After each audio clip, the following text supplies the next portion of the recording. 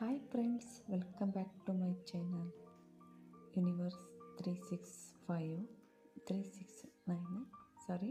So ಇವತ್ತಿನ ಒಂದು recipe ಗುಳ್ಳಂ sweet ಹೇಗೆ ಮಾಡೋದಂತ ನೋಡಿರಿ. ಫಸ್ಟಿಗೆ ಹಿಟ್ಟನ್ನು ನಾವು ಗೋಧಿ ಹಿಟ್ಟನ್ನು ನಾದಿಟ್ಕೊಂಡಿರ್ತೀವಲ್ಲ, ಅದನ್ನು ಸ್ವಲ್ಪ ನೀವು ಗುಲಾಬ್ ಜಾಮೂನ್ ಯಾವ ಥರ ಮಾಡ್ಕೊತೀರಲ್ಲ ಸಣ್ಣ ಸಣ್ಣ ಪೀಸಾಗಿ ಸ್ವಲ್ಪ ಉಂಡೆ ಥರ ಹೀಗೆ ಗುಲಾಬ್ ಜಾಮೂನ್ ಥರ ರೌಂಡಾಗಿ ಮಾಡಿ ರೆಡಿ ಮಾಡಿ ಇಟ್ಕೋಬೇಕು.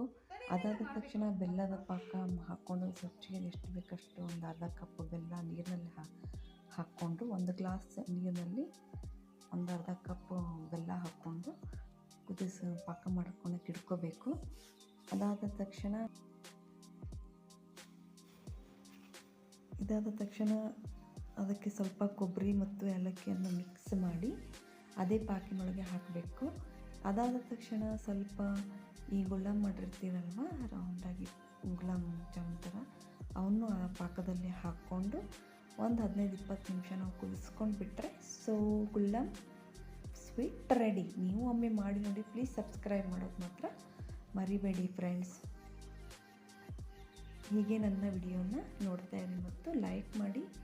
ಪ್ಲೀಸ್ ನಿಮ್ಮ ಫ್ರೆಂಡ್ಸಿಗೆ ಶೇರ್ ಮಾಡಿ.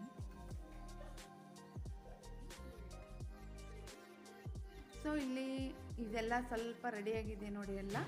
ನೋಡಿ ಸ್ವಲ್ಪ ಟೇಸ್ಟ್ ಮಾಡಿ ನೋಡಬೇಕು ಎಷ್ಟು ಚೆನ್ನಾಗಿ ಬಂದಿದೆ ಅಂದರೆ ಸೇಮ್ ಗುಲಾಬ್ ಜಾಮೂನ್ ಥರನೇ ಬರುತ್ತೆ.